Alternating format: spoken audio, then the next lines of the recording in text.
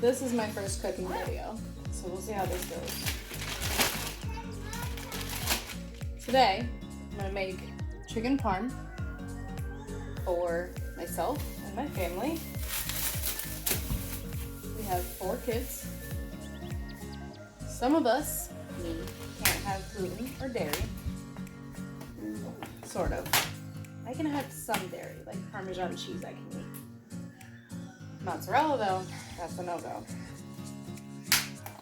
Anyway, we're feeding 4 kids, myself, my husband, and my husband's friend with tonight's dinner. We're going to start with boneless, skinless chicken breasts in a Ziploc, which we are going to use a rolling pin to pound out. So, your chicken breasts, I do mine 2 at a time in a Ziploc and pound them with the rolling pin. You want these down to about 1/2 inch. Some people like them a little bit thinner, but I think 1/2 inch is pretty good for me. Maybe 1/4, somewhere in that range. Get out the really fat spots. So anywhere where they're extra thick, thin those out like the rest of it is, and you're good to go.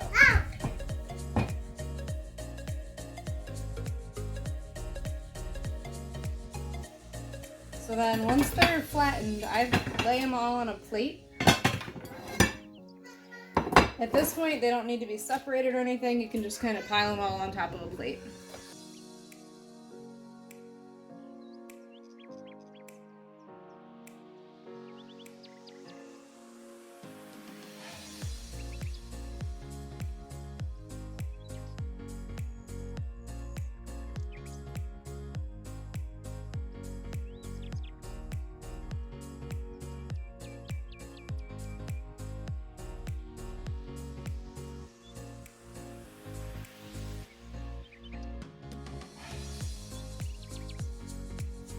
Now that we're past that, the biggest key, even if they're not necessarily this many inches or that many inches, is that they all be pretty much the same for the cookie evenly.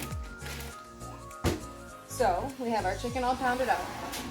Now, we are going to preheat on the stove our cast irons that we're going to fry these in, or any frying pan really, but I prefer cast iron. So I'm going to heat up my cast irons and put oil in them. I use 2 at a time, because it makes the process go faster, because obviously we've got a good sized stack of chicken here. So I'm going to go ahead and do that, and I'm also going to preheat the oven to 375, because I haven't done that yet, because I'm really bad at remembering to do that. So, okay, so the oven is preheated, and the pans are getting warmed up, so now it is time to coat our chicken. Now, for my family, I use gluten-free breadcrumbs, panko, and regular style.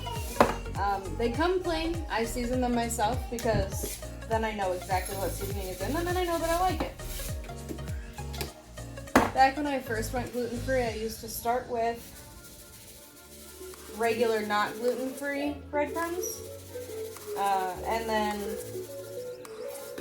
I would wash everything and then I would do mine separately.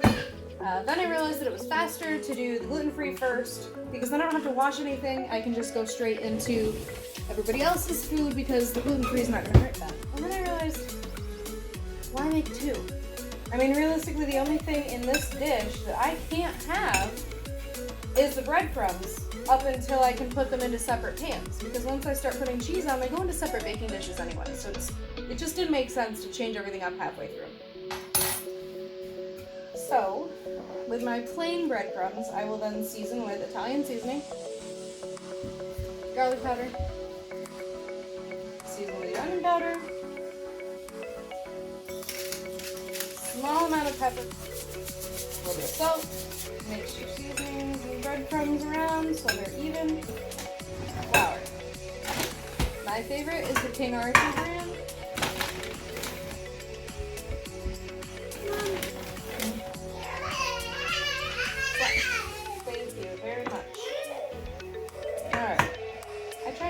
Even it out a little bit. I usually set this aside because I'm like, always need more halfway through. And then you need some eggs, and you're going to scramble them and put them in your last pie plate.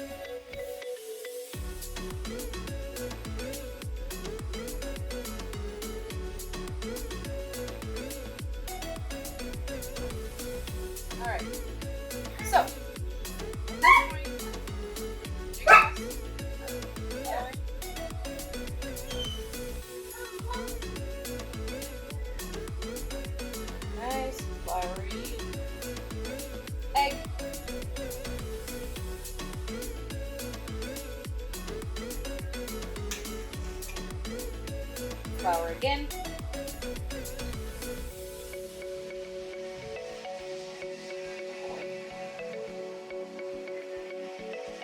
Eggs again.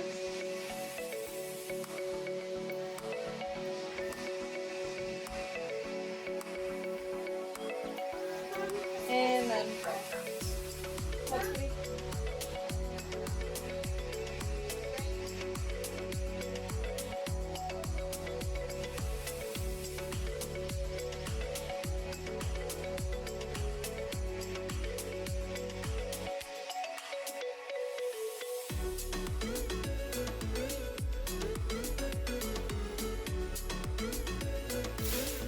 Alright, so our oil is hot, so I'm going to take us over to the oil and we will get going on the frying. I have 2 cast iron pans. They have hot oil in them. They're going to sizzle when I add the chicken to them. They might be a tad bit too hot, but we'll see.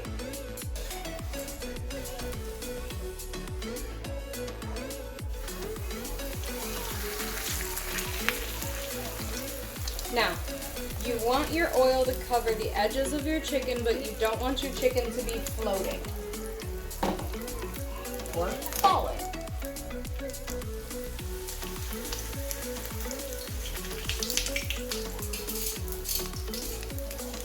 Now, my rule of thumb for these is 3 to 4 minutes per side, but you'll notice when they start to get a little bit crispier around the edges and when they don't stick to the bottom. If your food is sticking to the bottom of your pan, it's not done yet, especially with cast iron. When it is ready to be flipped over and the crispiness is all sealed in nice and good, it'll basically release from the pan and you won't have any trouble flipping it over. Alrighty, so it looks like these are about ready to flip. They also look a little bit angry. We're going to give those a second to sort out their attitude. So that is a little bit more done than I would prefer, so I did turn both of these pans down. I let them heat up probably longer than I normally would. Don't fret if this happens, because it's going to be so covered in cheesy, saucy goodness that it really isn't going to matter anyway. So, when these are done, you are going to put them into a baking dish that is going to have cooking spray and spaghetti sauce, or in my case, marinara sauce, because that's what I like. So, like I said, you're going to use a baking dish. Any baking dish will do, square, rectangle, glass, ceramic, really doesn't matter all that much. You're going to use your cooking spray, make sure it's coated nice and evenly, and then you're going to put your tomato sauce of choice in the bottom of the pan. Me personally, I just use Walmart brand marinara sauce because that's what I like. You don't need much, just enough to keep it from sticking. And then I kind of swirl it around the pan. And then when your chicken is crispy on the outside, you're going to take your tongs and move your chicken to the baking dish. Beautiful. These ones are the ones that I'm doing for myself. So tonight I'm just going to do the 2 because that's what's going to fit in this pan. So yeah, with this we're going to go ahead and put sauce on top of each of these, and then for mine I'm just going to add Parmesan on top, and for everybody else's they're going to get Mozzarella and Parmesan. I don't really spoon this out, I really don't measure it, I just kind of dump it on top. Nice little puddle on top of each one. I like mine extra saucy, so I usually put a little bit more on mine just because that's the way I like them. And then, like I said, mine just get Parmesan, everybody else's gets both. And then you're going to pop these into your preheated oven afterwards. I preheat my oven to 375, but that's just because I do that for pretty much everything. It works well, usually within, depending on how thin you pounded out your chicken breast, within anywhere between 20 and 40 minutes, your chicken should be done, and that gives you plenty of time to cook your spaghetti and heat up some sauce while that's cooking. Now, with these ones being lots of mozzarella, I use a little bit less Parmesan on each one because, well, if you put too much cheese on it, it won't melt the way that you want it to. Well, I guess it probably would, but I don't know. I guess I just don't like to pile them with too much cheese, if there is such a thing. For these guys, the Parmesan is more of a garnish than anything else. Sometimes I do put Parmesan in the breading also. I like it that way, but tonight I'm working with a limited amount of Parmesan, so I figured I'd just put it on top and call it a day. Okay, so here we have my 4 baking dishes of chicken. They are ready to go in the oven. The oven is preheated. Yeah, like I said, you're going to put these in and cook them until they're done.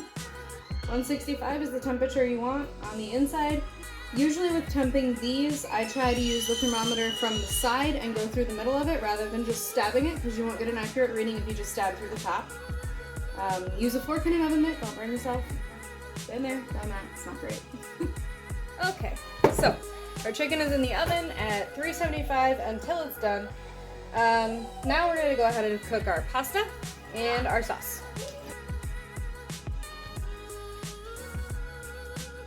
Okay, our water is boiling and it's time to add the pasta to it. Generally, previously I guess, I would have just used Great Value brand regular angel hair pasta. As of late, I've been using the Barilla brand protein pasta because my husband says that pasta does not fill him, which I understand. So I figured if I got the kind with a little bit of extra protein added to it, it might help him feel more full when he eats pasta. The thing is, I haven't told him it's protein pasta yet because he probably fussed, because he's kind of picky. And by that I mean he's really picky. So, we'll see what happens. This is the 2nd or 3rd time that I've fed him this, and he hasn't really noticed yet, and if he has, he hasn't said anything. So we'll see after this video. So now that our pasta is in, I'm going to go ahead and start this sauce on heat, because thus far it's just been sitting in this pan. You can season your sauce if you would like to. I generally don't. I like it as it is. I'm a very plain Janer when it comes to tomato sauce, so also I usually commit the dirty sin of adding sugar to my tomato sauce because it cuts the acid for me, which is really important. Some people don't like it that way. That's your prerogative. I just don't like acid in my belly. So we are now at the point where I need to temp check the chicken. And I typically wouldn't show this part, except that some people might not know exactly how to get into the side of the chicken to get an accurate temp reading. And for me, this is super important. I grew up with parents that were chefs, and it was always super important to them to make sure that our meat was 100% cooked, because nobody likes salmonella. This will also give you a nice peek at how I set up the chicken in the oven. And yes, I know, the light is wonky. It needs to be fixed. Eventually, I will get it fixed, but today is not that day. Today is chicken parm day. So you're going to kind of lift it up with your fork and shove this in through the end. And you want to make sure that it kind of stays through the middle of the chicken. You really don't want to be getting an inaccurate reading. So, I've given it a minute to figure out its temperature. We're setting it about 140, which means it is not done. I'm going to go ahead and take that out. Push our rack back in. And shut the door. Alright, so our pasta is done, drained. I spritzed it with some cold water so that it would, again, not stick, because nobody likes sticky pasta. Left it in the strainer, but put it back in the pan so that it could go back on the stove and out of the way of the sink.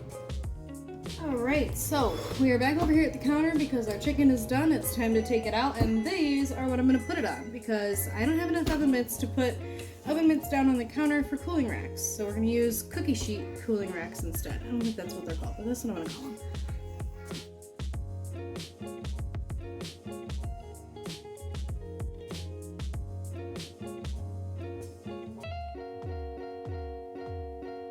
And that's chicken parm on a Tuesday.